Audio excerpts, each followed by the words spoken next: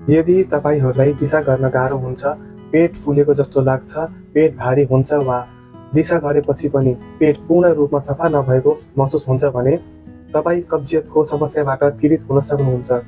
नमस्कार साथीहरू, स्वागत छ तपाईँहरूलाई हाम्रो स्वास्थ्य च्यानलमा र आज हामी कुरा गर्नेछौँ कब्जियतको बारेमा। अब जानौँ कब्जियत कम गर्ने 5वटा महत्त्वपूर्ण उपायहरू।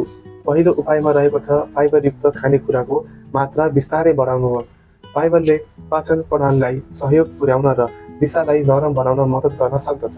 सागसब्जी, फलफुल, केरागुडी तथा सम्पूर्ण अन्नमा प्रशस्त फाइबर पाइन्छ।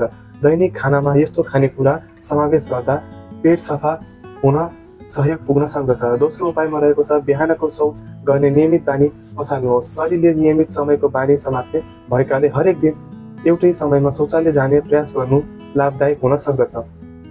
दिशा लाग्दा रोक्ने बानीले समस्या झन बढाउन सक्दछ। तेस्रो उपायमा रहेको छ प्रशोधित तथा जङ्क फुडको सेवन कम गर्नुहोस्। चिप्स, फास्ट फुड, अत्याधिक चिल्लो तथा प्रशोधित खानेकुरामा फाइबर कम हुन सक्दछ। यस्ता खानेकुराको अत्याधिक सेवनले कब्जियतको समस्या बढाउन सक्दछ। त्यसैले ताजा र सन्तुलित आहारलाई प्राथमिकता दिनु राम्रो मानिन्छ। चौथो उपायमा रहेको छ लामो समयसम्म बसिरहने बानी कम गर्नुहोस्। धेरै समय एकै ठाउँमा बसिरहँदा आन्द्राको गतिविधि सुस्त हुन सक्दछ।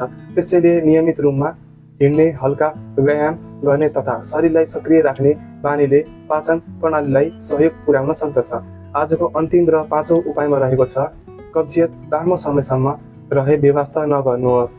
यदि कब्जियत धेरै हप्ता वा महिनासम्म रहिरहन्छ भने, दिशासँग रगत देखिन्छ, अत्याधिक पेट दुख्छ वा अचानक तौल घट्न थाल्छ भने चिकित्सकसँग परामर्श लिन आवश्यक हुन्छ। कहिलेकाहीँ यो अन्य स्वास्थ्य समस्याको सङ्केत पनि हुन सक्दछ। यदि यो जानकारीहरू उपयोगी लाग्यो भने हाम्रो स्वास्थ्य च्यानललाई लाइक, कमेन्ट र सब्स्क्राइब गर्न नभुल्नुहोला। धन्यवाद।